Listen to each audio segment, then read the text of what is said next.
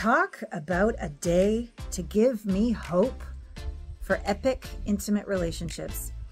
I just got off an IG Live with Crystalline Diedrich Polite of the reality show. It was their anniversary. At the end, they appreciated one another. It was epic. Started the day being blown out of my skin, my heart blasted open with incredible Johan and Rachel. Oh my word. Met them first at Mind Valley in Estonia. Interviewed Johan on an IG Live with their upcoming pyramid breath training, which by the time you get this podcast, I think will be 1 week underway, but enough time for you still to get in because they have everything recorded and it's like a 3-month program. So check that out. Just exquisite to interview those two. This podcast is going to be part 1, part 2. This first part, just how transparent they are, that because they leaned into the rupture at about the 4-year mark and repaired it and then some within themselves, within each other, and the practices and the devotion that came out of it. You're definitely going to want to watch part 2 as well, because they also expressed what it's like to be in communication as devotional partners. So love these couples. And I got to say, when I first woke up in the morning before I was interviewing Johan and Rachel, I was exhausted. I did 8 calls the day before. I had done I couldn't have done it without my magic mind. Had another, normally I only do 1 magic mind in the morning, but I had to do 2 of them yesterday with the 8 calls. And I was like, God, I don't want to get sick. And whenever I take my magic mind, my immunity's there and my energy's there. So I took another one in the morning. So I was ready for them. And I felt great after. And I'm just so grateful for this product. So I want you to know, a couple of videos ago, I shared about a way to get a complimentary trial. This is magicmind.com/intimate conversations, the name of the podcast, for 20% off, whether you want to just give it a one-time purchase or you want to do a subscription. I don't know how to function without it. I just feel so healthy, good, energized, and it keeps me going on these days. Not that I'm interested in doing 8 calls a day on a regular basis, but because I traveled from Tennessee to South Carolina, I needed to smush everybody into one day. Anyways, just such a confirmation also of the work that I do, the power of intimacy. So when we'll be receiving this video. Also, I'm going to be doing, I don't do these events very often, a live event, an intimacy immersion. It's on Friday, September 27th. So you can sign up at alanapratt.com/intimacy-immersion. alanapratt.com/intimacy-immersion. Complimentary. We're going to go deep into 5 of my 10 Alana Pratt method processes, so you can get an idea of what may be repelling the very love, intimacy, and connection you desire and you deserve. So this is going to be a delicious part 1 of part 2 with the incredible gift to humanity, Johan and Rachel. Enjoy. Welcome to Intimate Conversations. Become the one. Intimacy is an inside job.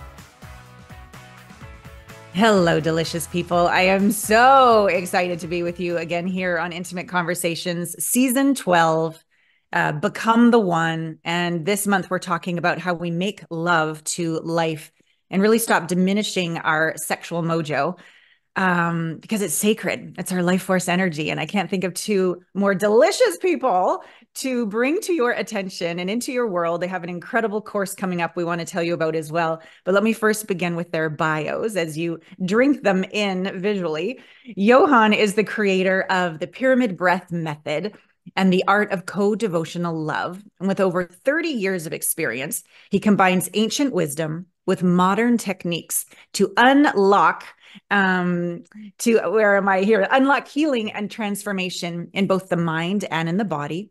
And he guides others towards this holistic balance, authenticity, and self-realization. And his goddess beside him, Rachel, is an artist, author of Wild Open, and a dynamic Tantra teacher, illuminating the path of sensual mysticism. And she has over 15 years of experience in human development, somatic healing, and energetic reprogramming. And she specializes in transformative depths of tantric embodiment, co-devotional communication, self-intimacy, mysticism in the tantric realm, and love in partnership. Okay, just kiss again if you could, or hug each other. That's so awesome. Yeah. And No, it's really, we are the co-founders of co-devotional love and relating. And it's through our relationship really that we have found this way of relating, which has been so transformative for us and so many others. So, I mean, I'm sitting beside my greatest teacher here. So I just wanted to bring that in. it's Thank you for such a having great. us.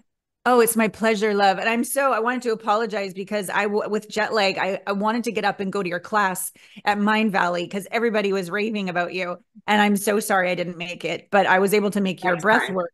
But next time, next year, Amsterdam. fine. Let's start there because I think a lot of couples, you said you're sitting beside your greatest teacher. I believe our partners are our greatest master spiritual teacher through the form of annoyance, trigger. I'm like, what? You're here to wake up my dormant evolutionary qualities? No, no, no. I just want this to be like love and light and blah, blah, blah. So maybe share with us, obviously the honeymoon phase, I'm sure was hot like it always is. What were the first moments when you're like, ouch, this is uncomfortable. I want to run.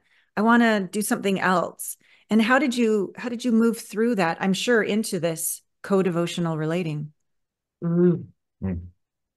Well, we met really meditating, which was really cool. And so one of our blessings was that right away we both had a practice and we've every day, I would say 99.9 of the time that we've been together, we have always done a practice together. And that's been a really special and incredible way to dive into this relationship. And I don't know if we really honeymooned Yeah. too much. You know, we're both at stages in our lives where we really want to do the deep work. And Yeah. so for us, we, even though it took us years and years to get to like deeper truths that we weren't even aware of what that were in play, our shadows, blind spots, right away we really wanted to dive into the work. It was exciting for us. Yeah. Mm. And it was through the huge rupture at like year 4 Mhm. that where we almost went separate ways, where we really were called into either to die a death of who we had been our entire lives and be willing to question everything that we thought was true, or I think a lot of us also don't question where our beliefs comes from, where our stories come from, where our Yeah. patterns come from. It's just, oh, this is just who I am, right? Mhm. And then and with partnership, when it's conscious,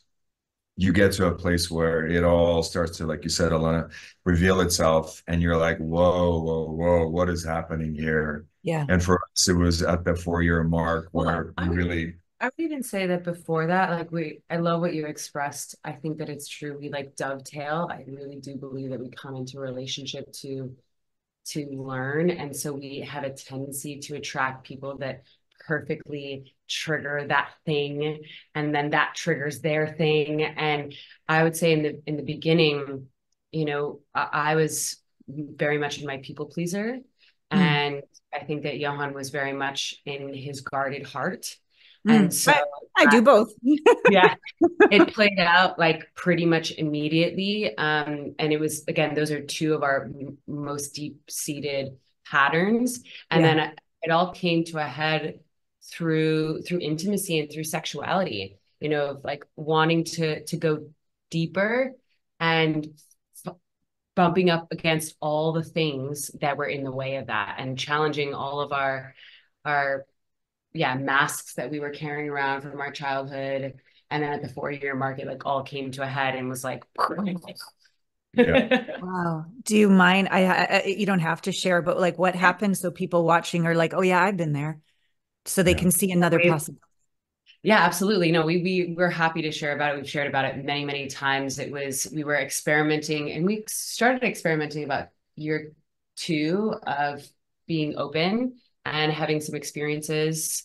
And at year 4, Johan fell in love with another woman, which then thrust me into a relationship with another couple, and the other married couple with that man.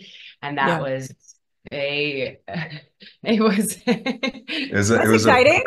Perfect training ground for us. You know, we say this now. At the time, it was the stakes were so high, and the emotions were so high. Yeah. And we just gotten engaged like 4 months prior. And this, by the way, happens to a lot of folks when they just get engaged. Or sure. Then the shit hits the fan. And then the universe is like, all right, you're committed. Sure. Bam! Like, here you go. You know, and here's your shadow. And you're like, and the same thing happened to us, and really happened for us. And that's the thing that we want to emphasize, guys, is what we have learned. And especially in retrospect, looking back, we are so incredibly grateful for all the people we had cast in our movie. Absolutely. And for the stakes to be so high that you had no ability to look away. You had to either go forth and step up and meet yourself fully, or then just be like, you know what, I'm going to do it on the next round, or maybe next round or next round. And which is a little people do, but we chose to stay in. And it was the same, actually thinking about it now, it was the same things that were originally there that just finally came to a head, like me people pleasing and playing a role that I had been, you know, conditioned into playing, and him guarding, you know, I wanted more from him and he wanted more from me. And so this moment in time really was the perfect catalyst for us to be fully expressed and to get really honest and to say all the things that we felt were missing. And it was the best thing that ever happened to us. And at the time, we didn't have the tools that we have now. So it was very messy. Well, I want to say, because I think it's important to remember, like, yes, it was messy, and we held each other with such grace through such a challenging experience, because I think most people in that, where there's cheating and infidelity and, like, you know, so much heightenedness, we never yelled at each other. It wasn't, you know, calling each other names. It was, we were making a lot of mistakes. You know, there was a lot crossing boundaries on both parts, and we held each other through that in such a radically loving way that it still blows my mind. Wow. This so a sort of an aside, but sort of together. When I do psychedelic somatic integration work, tier 1 in the body with clients, and when I go into a session, I'll put a dodecahedron, like, or an octahedron Merkaba around me and around them. And then I put one around the two of us, and then around the space and the land and such. And I do that so that we're each sovereign beings and we're in this together. And even though I'm a facilitator for them, I can't help but grow and learn and be triggered and evolve as well. It's like a dance. And clearly it's not a marriage, but I have a taste of, and I've been married twice and divorced twice and all sorts of other fun things. So I've been in the fire. Which is why I'm so excited to talk with you, because you've been through the fire to the other side. That almost makes me want to cry, because I haven't had a partner willing to stay in the fire. So did you have some sort of awareness in the beginning that you're each sovereign beings, and you put some sort of bubble of intention, energetic intention around the two of you that allowed for this grace, allowed for the not yelling, allowed for the not passive aggressiveness that maybe was a key that got you through it? Or do you think it was grace, just grace? I think it was our practice, hands down. The fact that, like, through our entire relationship, and especially during that time when it was so, like, we had no footing, no grounding. We were so, like, it was the touchstone every day to practice and to have that space where, you know, where we together would, you know, sound and move and you cry and you know, scream, so that we could say so much energetically without knowing how to even communicate. So that's so brilliant. Yeah, it was a game changer. Our unconscious was able to, you know, you experienced permanent breath. Our unconscious was able to express without the critical thinker getting in the way of what was underneath which was pain, sadness, Yes. fear, confusion. And because we didn't need to make sense of it, we just Yeah. could feel each other. We would always practice opposite each other. Yeah. And so the energy would just flow between us, and it was super, super healing and empowering.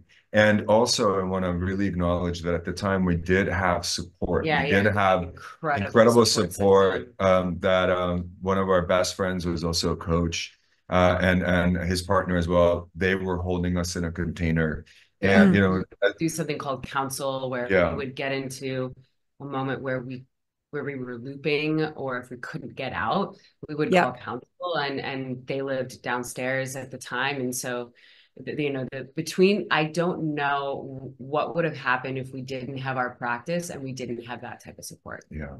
Stunning. So stunning.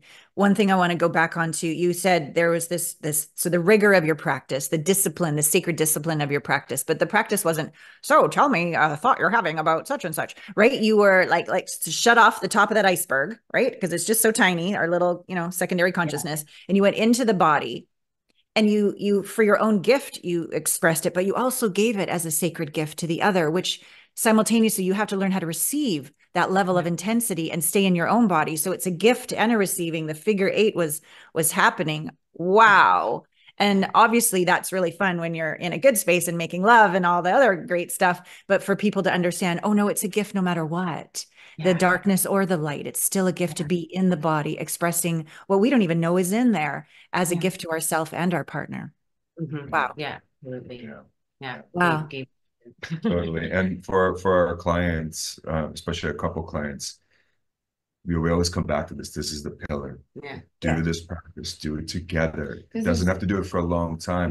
But just give your body, your unconscious, subconscious, a way to express, so you can feel each other. Because so often when we're in a rupture or in a situation that's super intense, we shut ourselves off.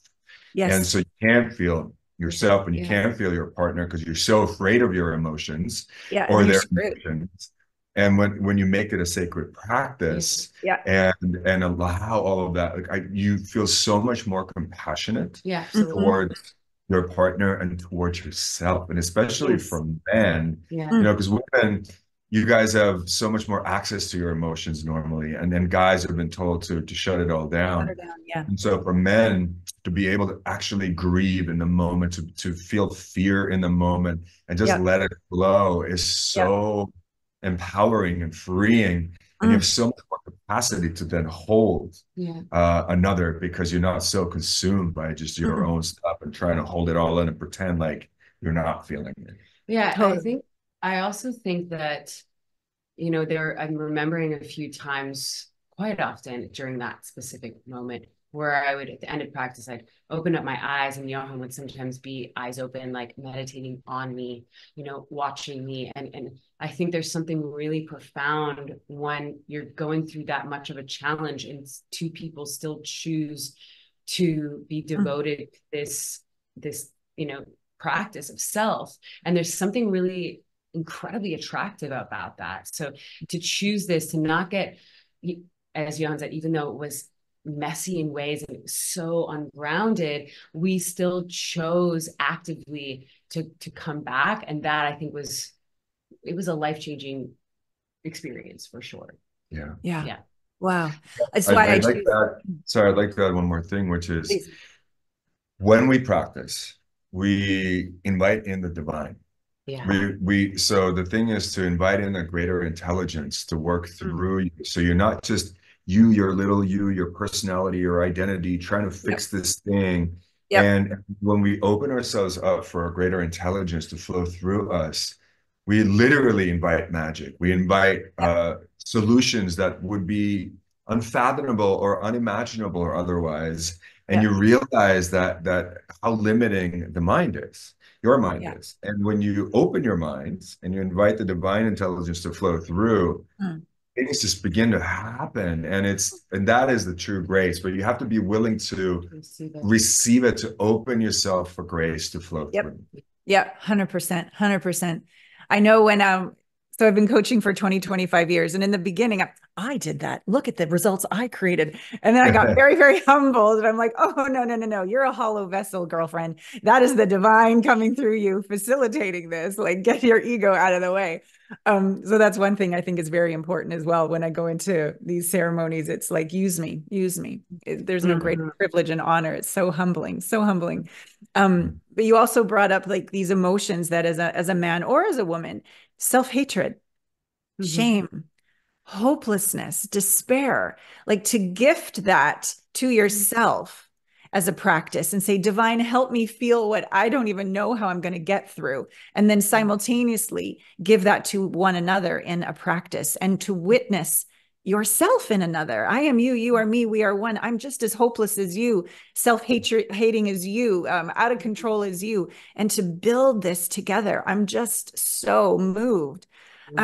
When, and I'm also curious about your counsel of was that, were those questions or dyads or what was the gift that maybe I'll ask that one first. What did the counsel support you in when the looping was happening? Was it a conversation? Was it a communication technique? Was it more breath work, movement? What was that about? Yeah, it was really like having a sounding board and getting a new perspective. Because we would often, we would had those moments when we couldn't get ourselves out of it. And so then, it was a man and a woman. So it was great to have that masculine and feminine perspective and then offer up what was taking place and then ask for their perspective. Like, what are we seeing? And it was oftentimes like, what are the blind spots? What are the things that we're missing here? How are we not seeing or receiving or hearing each other that can help us move out of this cycle and into, new intimacy? Yeah, we were, as we all get to those places where you're right, you're so sure you're right, and they're wrong. Yeah. And that's the thing where you're like, I can't, I'm just right about this, they're clearly wrong. And the other like, no, you're wrong, I'm right. And so you're stuck in this place. And so our counsel was really helpful and being like, what is the goal here, guys? Like, what do you want to achieve? Oh, And so and realize unless you both win, you both lose. Correct. And the blind spots really, the blind spot mirroring was so huge. And being able to then, with an outside perspective, even though it was uncomfortable, you realized, okay, well, if somebody else is seeing this about me, maybe there's some truth there. Because coming from your partner, when you don't yet realize that your partner is your greatest teacher, at the time your enemy, or keeping you from getting you're not on this you're not on the same team yet, seemingly. And so counsel helped us realize that we're on the same team, we want the same thing, and then helped us navigate how to get there and how to really hear each other. Like how to really hear where the other person is hurting, and to like bring clarity there was incredible. Seeking to understand rather than be right or in control or dominate or be safe or all those other things is a big gift to give. Yeah, I hear you. Dyads are a very big part of my training and what I do with my clients. What I want to talk about trust, how trust was rebuilt in a second. But first, what part of your shadow did you embrace and go, oh my God, that's actually my superpower? Or like I've alchemized it into like why we actually work. But at first it was like, make your shadow go away. It was, my shadow, all of my shadow came to the surface. I was like, whoop. And it was incredible. And really, actually, that was the time that I had just first started. It was the first beginning years of me stepping into my own work. And so I was teaching like so much during that time. So I used everything that I was experiencing in what I was teaching. And so I really got to embrace this sort of dark goddess archetype in me that I had shoved down for most of my, adult life and late teenage adult life. And so it was, I was very destructive and manipulative, and then starting to use that and recognize that he wanted that version of me in the light. He wanted that youthful, fiery, passionate Yeah. version of me that I'm now fully am, thank God. And I'm so grateful for now. Yeah. Whereas that part of me was so um completely cut off. Yeah. And I don't know about for you, it was like you, For me, a textbook avoidant here. yeah, And so for me, the were, yes, I was. And I had real trouble trusting. yeah, I Yeah. had a really challenging relationship with my mother, and so therefore with the feminine, and I didn't trust the feminine. And so to be held by the feminine or to be reflected back from the feminine just felt really, really unsafe. Mm. And the big unfolding for me, or the dying of the death, was to let go of that story, and then to realize the feminine is actually my greatest teacher, yeah, Mm. and then stepping into a relationship with the divine feminine Yeah. within me and balancing that. And I think my shadow was really the story I had made up was, in my masculine Shiva, I'm just sort of up here in the head Right. and observing versus feeling. Yeah. Yeah. And so therefore I was only tapping into like this much of myself. yeah, And Mm. the heart was not accessible. Right. And I remember Rachel saying to me, unless you share your heart with me and your vulnerability with me, I'm out. And I was literally like, I don't know what you mean. That's how Wow. disconnected I didn't even know I was disconnected. And Wow. through this process, I began to realize, from my father, from my mother, the imprint that I got was just all sorts of crazy, Yeah. and was able to now alchemize all those experiences in service of our relationship as well as our teachings. Yeah. I would say that like I through the process became much, much, much, much more powerful and in my voice and in my confidence and really calling him forward, which is exactly what he wanted. And he became so much softer and more open and more available. And it was like, it was the exact perfect remedy for both of our For both of hearts. you. Wow. Wow. I back to you, Johan, for a moment. I know what it's like to be doing your best and have the best of intentions and not even know you're not in your body. It wasn't until, so I'm 54. It wasn't until 3 years ago when the relationship at the time ended out in criminal assault. And I'm like, how the hell did I get myself into this? Here I am Mm. helping all these people. Something else must be running the show. And that's when I started this form of medicine in the body, very low dose, but all about the sensations. And I discovered I disassociated as a kid. There was all of this, all the memories, the smells, the words, the sensations, everything came back, and it was horrifying. But it was also freeing because I'm like, oh, that's why I'm not in my body. That's why my body is like, where's the next abuser to survive? I think I'll marry him. I think I'll do business with him. Not the cum laude graduate of an Ivy League school who way knows better. The body was running the show, and it was so humbling, but freeing. And finally, the self-hatred, like, oh, that's why, my love, I can forgive myself. So I so get that you were doing your best, but you just had no clue what was under the hood going Mhm. on. Wow. The grace you've given each other to go through this is just breathtaking, just breathtaking. Tell us how the path to self. See, I believe trust is in oneself. You can't give, oh, I'm going to give all my power away to trust you, control you, manipulate you. That doesn't work. So how did you rebuild trust in self, divine? And then how did that begin to weave and rebuild your dynamic? I love this question so much because I think I agree with you completely. I really believe that trust is a muscle that we get to train. And I remember a very specific moment and, sitting out on our patio. And I had that realization and I was like, I have to choose to rebuild trust. And I have to choose to see what is working. And if I run the story of what happened, I will be forever in that story and I'll be forever Exactly. dissatisfied and unhappy I'm looking for. and looking for, Yeah. and yeah, it was a very pivotal moment.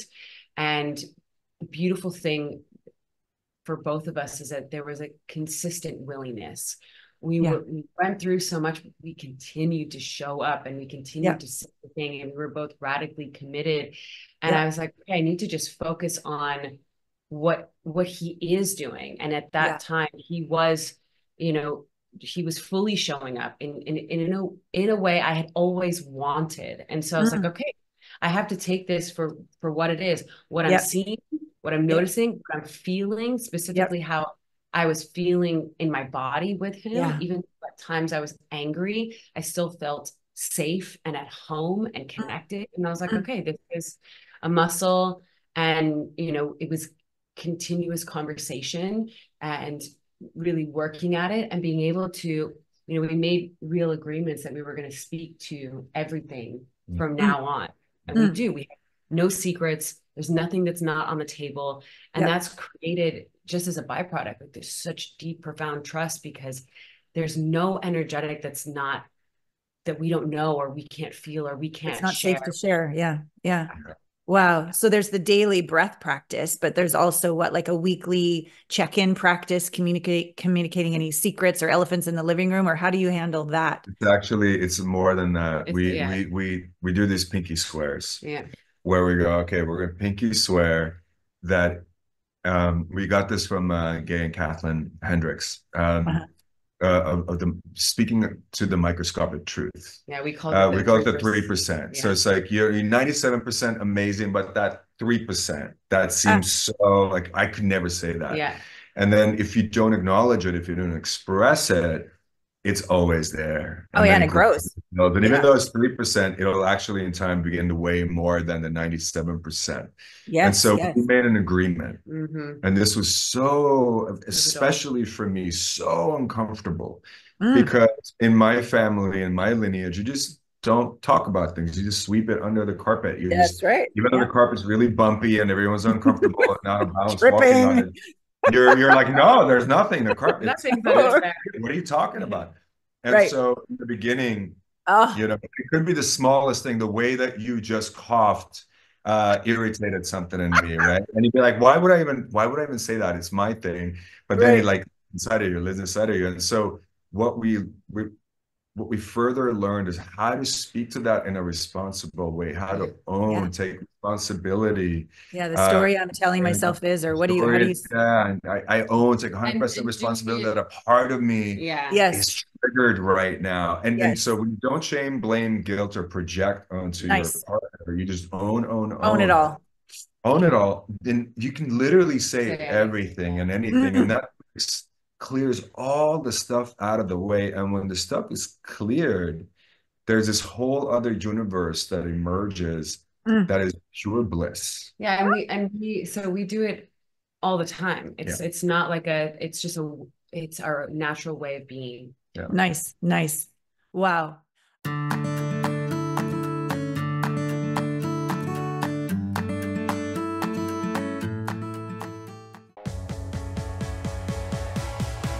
See you next week on Intimate Conversations. Get out there and make love to life. So I'm in downtown Charleston again. It's been a couple months now, having broken up with my ex. I'm back for a day of love, a day of self-care, acupuncture, cryo, haircut, see friends, go out to a concert, go out on the boat tomorrow. I love that I trusted my heart, I trusted my soul. I knew there was growth, I knew there was evolution. I knew it was right. It didn't work out, like long term, if we're gonna say, you know, did you end up getting married, or, you know, that kind of working out? No, it didn't work out that way. But my goodness, did I grow? My goodness, did I meet good people? My goodness, is Charleston amazing. I'm so grateful that I lived here for a while and that I can come back whenever I damn well please and suck up all of its juice and marrow. I really hope you enjoyed part one of this incredible interview with Johan and Rachel. Aren't they fucking incredible? What an inspiration to me of what is possible in a relationship when two people do the work. That is completely my commitment. So they inspired me deeply. And also the level of appreciation they show for each other.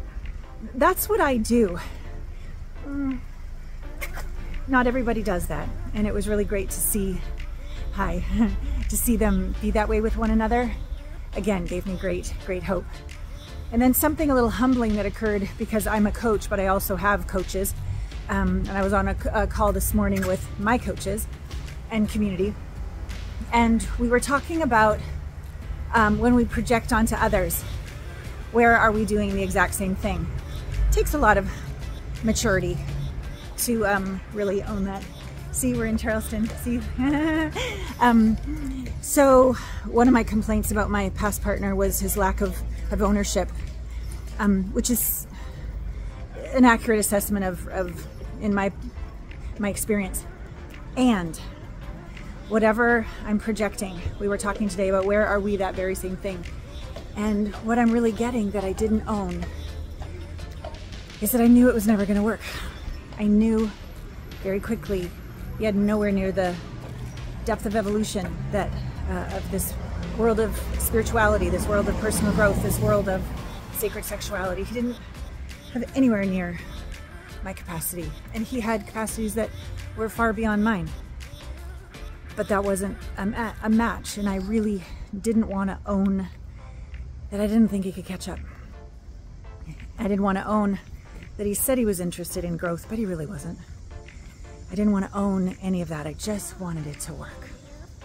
So, excuse me. So I'm about to go into my acupuncture appointment. So that was humbling today, to really own, where was I not owning the truth? Where was I bypassing the truth? Where was I just trying to make something unworkable work?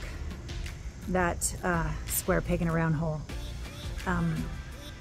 Yeah, and that when we don't own our stuff, him included, but me included, when I didn't own that, we tried to consciously uncouple, but in the end he was not very kind, and I left in 3 quick days, and that was unnecessary and unkind.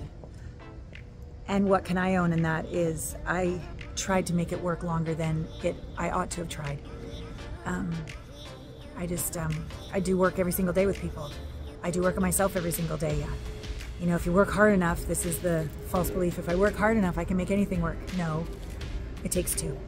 No, I already knew it wasn't going to work out. So I am being more tender and more gentle with myself. And then when I look roundabout back to Johan and Rachel, they both, remember how they were explaining? They both didn't hit below the belt. They both gave each other a tremendous amount of grace. They both wanted it to work and were willing to do the work to make it work. That's not what I experienced. And by watching them, feeling them, listening to them, I could see where I had pulled the wool over my own eyes. And so I own that now. And that feels freeing. That feels good. And I can't wait for you to see part 2. It gets even better.